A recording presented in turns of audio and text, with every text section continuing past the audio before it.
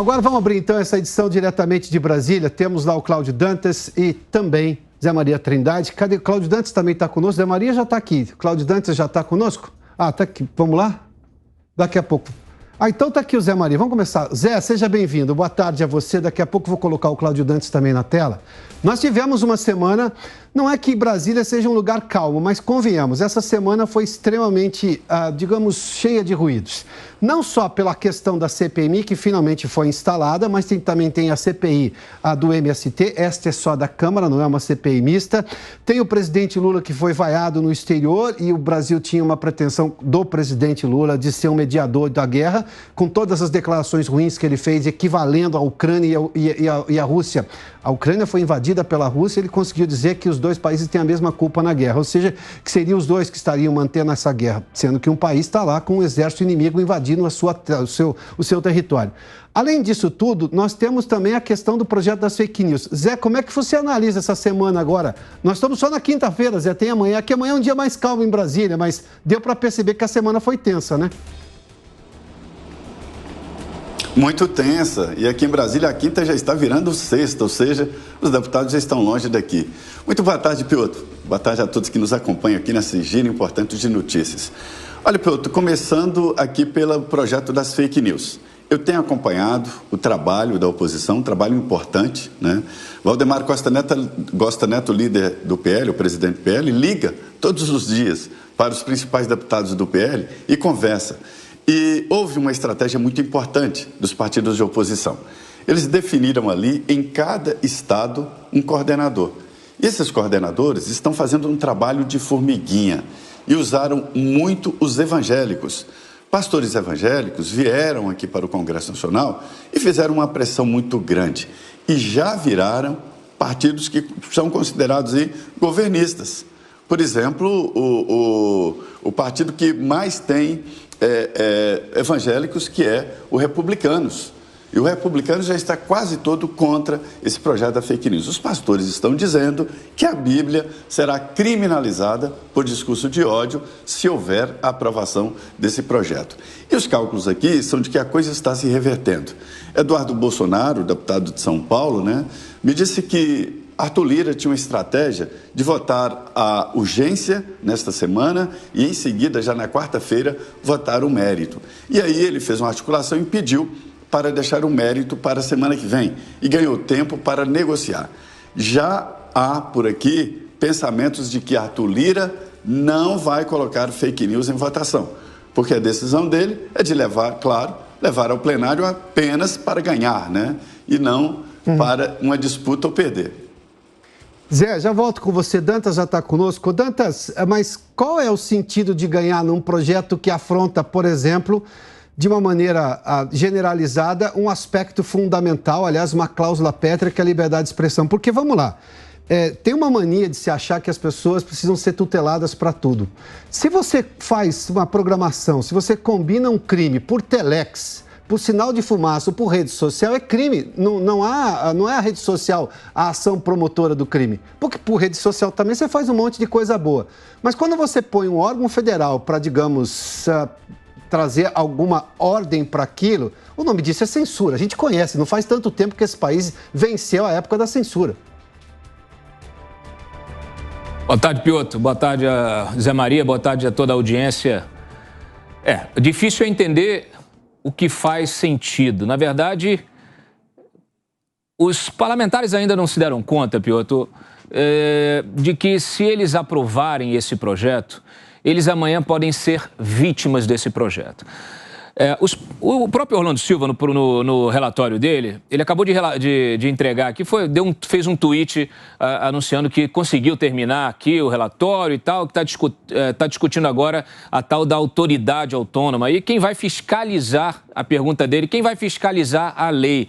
Chega a dar arrepios esse tipo de questionamento vindo de um parlamentar como o Orlando Silva. O fato é o seguinte: eles garantiram no projeto que parlamentares não seriam atingidos, parlamentares no exercício do mandato, ou seja, que a imunidade parlamentar ela ela se estende às redes sociais. Eles acham que isso é uma reserva de mercado, que eles vão ficar blindados disso. Só que hoje o parlamentar está com mandato, amanhã pode não estar. Se ele não for eleito, ele vai concorrer novamente, vai tentar numa próxima eleição. E nesta próxima eleição, ou até mesmo quando ele já estiver fora do mandato e quiser participar do debate público, criticar o rival e disputar uma eleição, ele vai ser penalizado. Ele vai ter a sua liberdade de expressão cerceada. Muitos não se deram conta disso, mas essa é a grande ameaça que está latente nesse projeto. Até porque, se o parlamentar está acreditando nessa tese, o Zé Maria conversou comigo tempos atrás aqui, Cláudio. Ô Zé, vou tornar pública uma conversa em privado que tivemos, né? Acho que o Zé não vai se importar. Nós já temos um artigo constitucional que torna inviolável qualquer voto e opinião de um parlamentar. Eles têm um artigo na Constituição que é especificamente voltado a eles. Todos nós temos o conceito de liberdade de expressão, não a censura prévia, mas os parlamentares já têm isso. Me lembro quando houve prisão de um parlamentar no Congresso, o Zé falou, eu fico imaginando que Ulisses Guimarães pensaria disso. Ou seja, já tem isso na lei, assim como já tem punições para todo excesso que você cometer, seja por opinião, eu estou dizendo do cidadão, ou porque está usando a internet para fazer combinação de um crime, não é isso, Zé? Exatamente. A regulamentação disso, e pode-se regulamentar qualquer novidade, seria proibir qualquer possibilidade de anônimos, né? E a Constituição, Piotr, ela tem lá claramente, né? É livre a liberdade de expressão e é vetado o anonimato. Então, o que tinha que se regulamentar? Que todas as plataformas peguem o CPF do manifestante, do participante. E não poderia ter mais de um CPF, né? Só tem um CPF. E isso aí responsabilizaria e não censuraria qualquer tipo de usuário. Essa é a realidade. E sobre Ulisses Guimarães, jamais ele poderia imaginar que um ministro do Supremo Tribunal Federal, nem estou falando do plenário, um ministro do Supremo poderia calar um deputado, ou mesmo caçar um deputado, ou mesmo mandar prender um deputado. Todo o processo constituinte foi contra exatamente isso. E esse artigo que garante a imunidade parlamentar tem 7 emendas. A última, a Cidinha foi votada na presidência do Aécio Neves, era presidente da Câmara. Cidinha Campos, do Rio de Janeiro, estava sendo processada e ela colocou lá em quaisquer, essa palavra quaisquer, civil, penal, né? Mas mesmo assim o Supremo não quer entender esta imunidade parlamentar, que não é um direito individual. O deputado não coloca esse direito debaixo do braço e vai para casa, é um direito coletivo. Os deputados e senadores são representantes, sim, do povo. Ô, Dantas, só para a gente concluir, me conta uma coisa. Você acha que tudo isso está sendo negociado em bloco ou cada projeto tem uma negociação específica? Porque nós temos muita coisa. Formação, por exemplo, e a possibilidade que a Arthur Lira tem como autoridade que tem, como sendo o presidente da Câmara, em relação a influenciar a formação, os representantes da Câmara e, claro, que cargos vão ocupar ali nessa CPMI do dia 8, que é extremamente importante. Aí eu tenho também ele querendo apoio para esse PL da censura. Tudo isso está sendo negociado em conjunto ou o Congresso está separando cada caso é um caso, cada negociação é uma negociação, cada PL, cada CPI é uma negociação de líderes? Naturalmente, Piotr, é a velha máxima do Jack Stripador. Vamos por partes, né? O Arthur Lira, ele compôs esses blocos e agora consegue utilizar esses blocos a seu favor, de acordo com a conveniência que é negociada com os parlamentares para o quê? Para a ocupação de espaço na máquina e para a liberação de verba, de emendas parlamentares. Então, isso está acontecendo neste momento. Por exemplo, vou te dar aqui um exemplo concreto que eu mencionei num artigo que eu publiquei mais cedo lá no site da Jovem Pan. O Fufuca, o deputado Fufuca, estava sendo cotado para presidir a CPI, né? A presidência ficou com a Câmara, a relatoria ficou com o Senado.